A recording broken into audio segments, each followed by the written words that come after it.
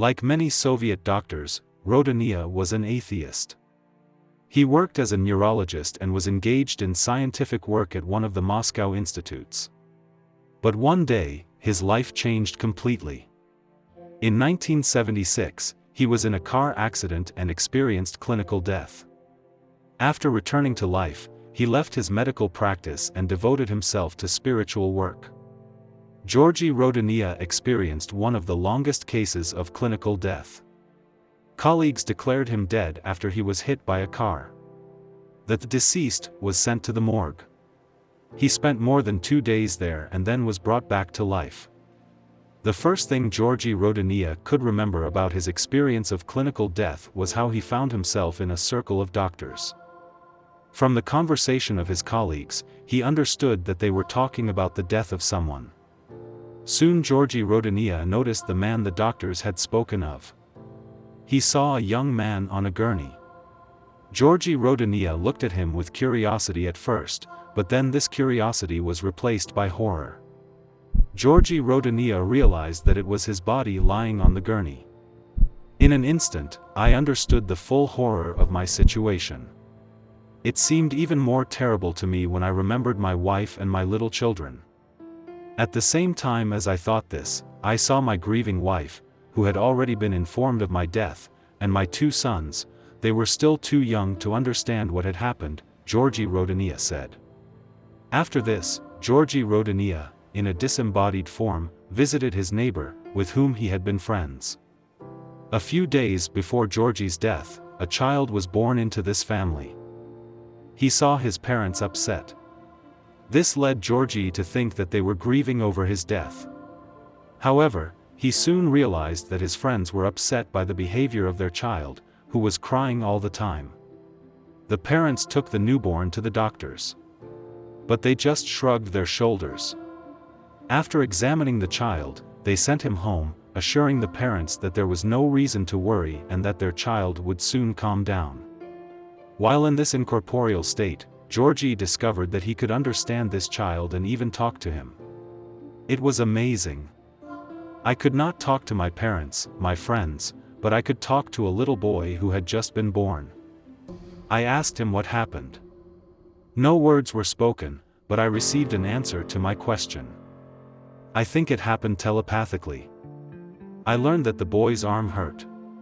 And when I learned this, with some new vision I saw that the bone in his arm was broken, Georgy Rodonaia recalled. Something had to be done. Georgy wanted to help the child. But how? Without thinking about the fact that he was invisible to the world of the living, Georgy decided to return to the hospital to tell the doctors what had happened to the child. But at that moment the light around him faded. Georgy felt as if he had fallen asleep. But this sleep did not last long. After waking up, I remember that I found myself in pitch darkness.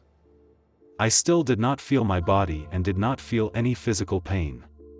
But I still understood that it was me, and that there was absolute darkness around me. It was blacker than black. This darkness surrounded me from all sides. It seemed to me that it was pressing on me. Only one thought was spinning in my head: how can I be when I am not here? Georgy Rodonaia said. Reflecting on his new situation, he thought about what could be opposed to the darkness. It seemed to him that he had forgotten everything he knew on earth.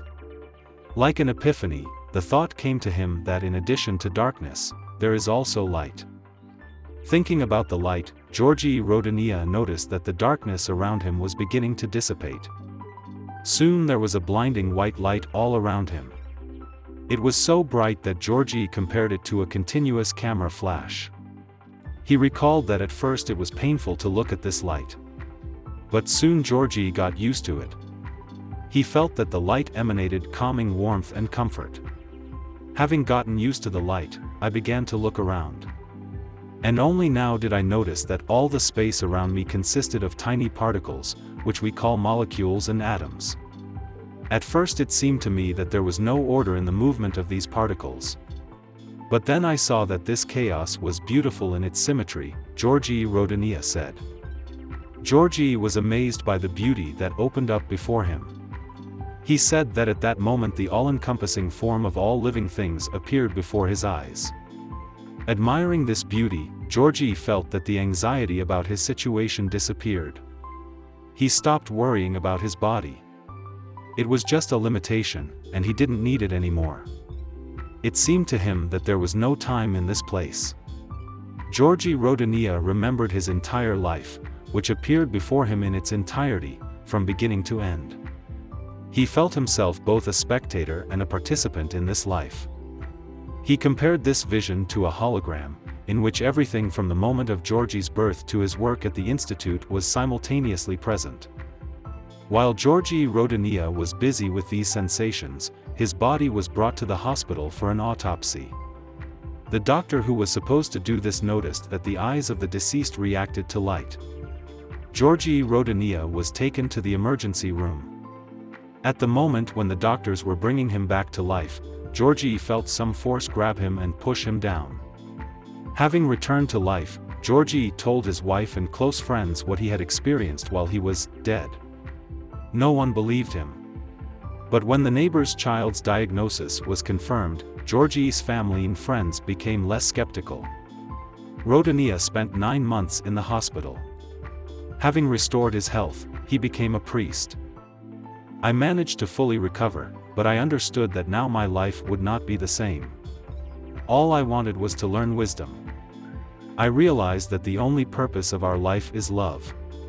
We must love nature, love people, love creation itself. But for many this is not enough. Knowing that I had experienced clinical death, people came to me for an answer to what awaits them after death. They thought that I knew the answer. But I do not. No one can say with certainty that they know the great truths of life until they connect with eternity.